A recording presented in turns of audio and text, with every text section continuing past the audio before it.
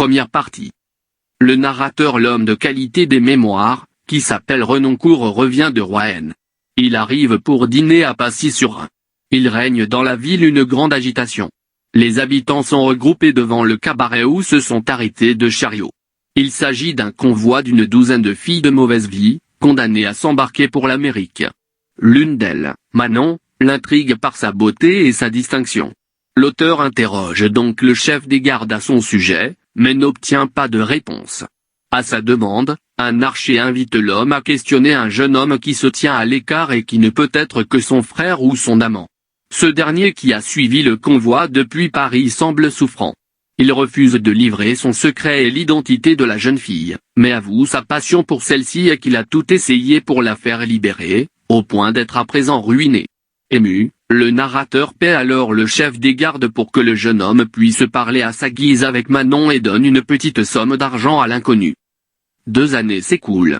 L'homme de qualité revient de Londres et compte séjourner un jour et une nuit à Calais. En se promenant dans la ville, il croit reconnaître le même jeune homme que celui rencontré 2 ans auparavant. Il l'aborde donc. Les 2 hommes ont plaisir à se retrouver.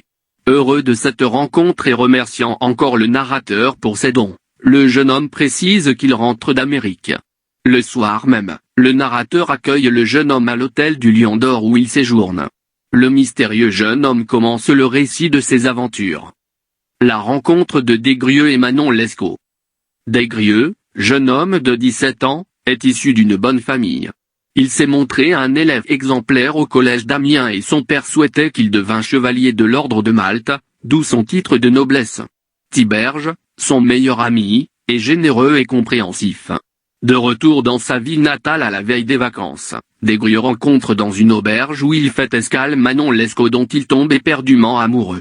Malgré sa jeunesse et son manque d'expérience amoureuse, il est fasciné par elle. C'est le coup de foudre. Desgrieux apprend que Manon est envoyée par ses parents au couvent.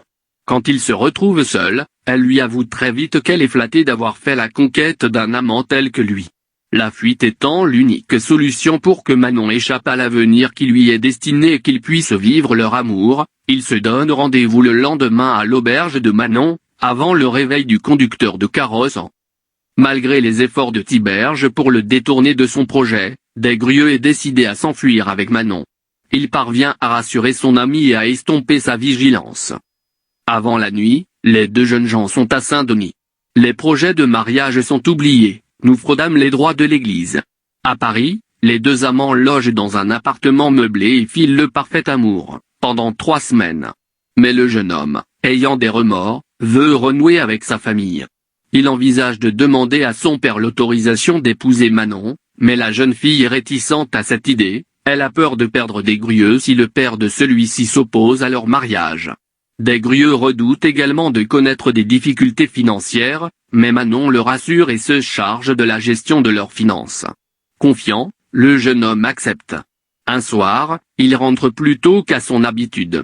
La porte est fermée et Manon met beaucoup de temps à lui ouvrir. Après avoir interrogé la servante, Desgrieux s'aperçoit que le vieillard M. de B, riche fermier général, vient de quitter furtivement leur logis. Le soir même, pendant le souper, Desgrieux espère des explications spontanées de Manon, mais celle-ci les évite et éclate en sanglots. Quelqu'un frappe alors à la porte. Après un baiser à son amant, Manon s'enfuit. Les laquais de son père viennent enlever Desgrieux. Dans le carrosse qui le ramène au logis familial, le jeune homme essaie de comprendre qui a pu les trahir, Manon et lui. À la maison paternelle, l'accueil est plutôt indulgent. Le jeune homme se fait cependant railler par son père qui dénonce sa crédulité. Tu as tant de dispositions à faire à un mari patient et commode. Il avoue alors à son fils que c'est M. de B. qui a séduit Manon. Tu sais vaincre assez rapidement, chevalier, mais tu ne sais pas conserver tes conquêtes.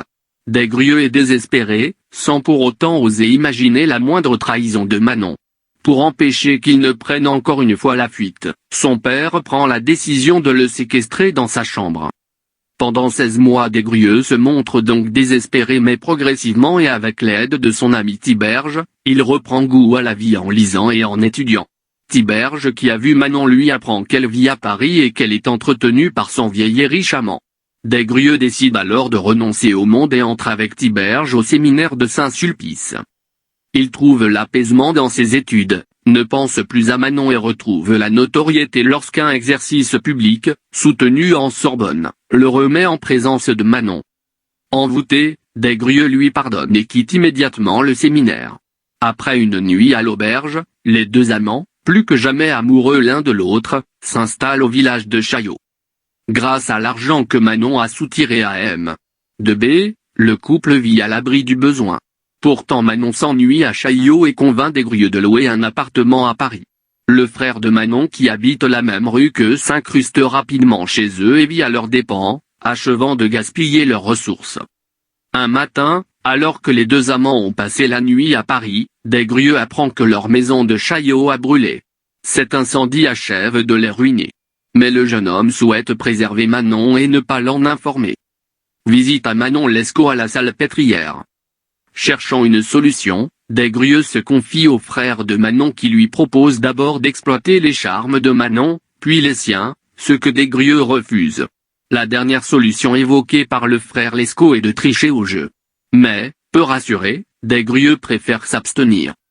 Le jeune homme décide finalement d'en appeler à nouveau à la générosité de son ami Tiberge. Après une entrevue, Des-Grieux s'excuse de son ingratitude. Tiberge, lui, fait preuve d'une amitié indéfectible et offre de l'argent à son ami. Des-Grieux réalise ensuite que même si son amour est sincère, Manon semble avide de plaisir, aime à dépenser sans compter et ne peut se résoudre à une vie médiocre. Par peur d'être abandonné par Manon, Des-Grieux se rapproche à nouveau de Lescaut, le frère de Manon. Ce dernier le fait admettre dans un cercle de jeu. En peu de temps, devenu un grand tricheur, il retrouve la richesse. Son ami Tiberge s'inquiète de la légitimité de ses actes et le met en garde. La vie facile unit encore davantage les deux amants. Mais, jaloux de leur bonheur, un soir qu'ils dînent chez le frère Lescaut, les domestiques en profitent pour dépouiller leur maître et piller la maison. Manon et Des-Grieux sont désespérés et à la rue. Lescaut conseille donc à sa sœur de nouer une liaison lucrative avec le vieux M. de G. M. Manon part donc à la recherche d'argent. Grâce à ses charmes elle amène M. de G. M. à lui offrir une maison et à l'entretenir.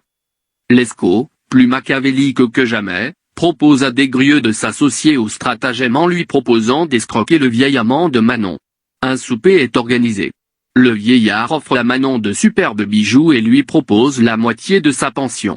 Le trio se moque du vieil homme tout au long de la soirée avant de s'éclipser en carrossant. Se rendant compte de la tromperie, le vieil homme retrouve leurs traces et les fait arrêter par la police au petit matin. Manon est enfermée à l'hôpital, son amant, lui, est emmené à Saint-Lazare, prison pour jeunes aristocrates débauchés. Des-Grieux réussit à échafauder un plan d'évasion avec la complicité involontaire de son ami Tiberge. Grâce à des contacts, il renoue avec Lescaut qui lui procure une arme. Il force alors le père supérieur sous la menace à se faire ouvrir les portes de la prison. Dans sa fuite, il abat un portier. Des-Grieux veut alors libérer Manon. Il parvient à s'introduire dans l'hôpital et revoit Manon. Un valet fait sortir Manon, déguisé en homme. La mort de Manon Lescaut. Alors que, pour éviter des ennuis, Des-Grieux et Manon quittent rapidement les lieux en compagnie de Lescaut, celui-ci croise un homme qu'il a jadis ruiné au jeu et qui tire sur lui et le tue. Les deux amants dans leur fuite retournent à l'auberge de Chaillot. Une nouvelle fois Tiberge vient en aide à Des-Grieux en lui proposant de l'argent. Par chance, le scandale est étouffé. Les deux amants retrouvent alors un semblant de tranquillité. Ici, Des-Grieux s'interrompt dans le récit de son aventure, pour le souper. Seconde partie. Les deux amants s'installent alors dans l'auberge de Chaillot. Des-Grieux recommence à jouer et à tricher. De son côté, Manon reste fidèle et s'amuse à mystifier un prince italien qui la courtise. Le destin pourtant semble les poursuivre. Le fils de M. de G. M. débarque et vient alors partager leur repas. Il s'éprend de Manon. Celle-ci monte un plan pour lui extorquer une énorme somme d'argent, en vengeance du père. Elle le rencontre donc mais Manon ne parvient pas à se libérer de ce rendez-vous galant. Tant de cynisme révolte le chevalier qui décide de se venger. Il fait enlever le jeune G. M. s'introduit dans son hôtel, fait à l'infidèle une scène de jalousie qui se termine par de tendres effusions. Mais Desgrieux presse une catastrophe. Un laquais de M. de G. M. a donné l'alarme. Pour la deuxième fois, Manon et son amant sont incarcérés. Au Châtelet, Desgrieux reçoit la visite de son père.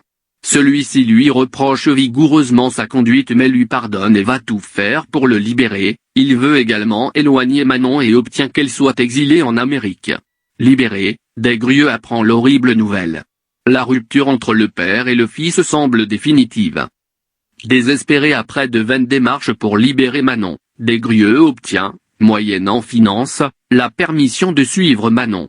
Quand il rencontre l'homme de qualité à Passy, il n'a plus d'argent et est séparé de sa maîtresse.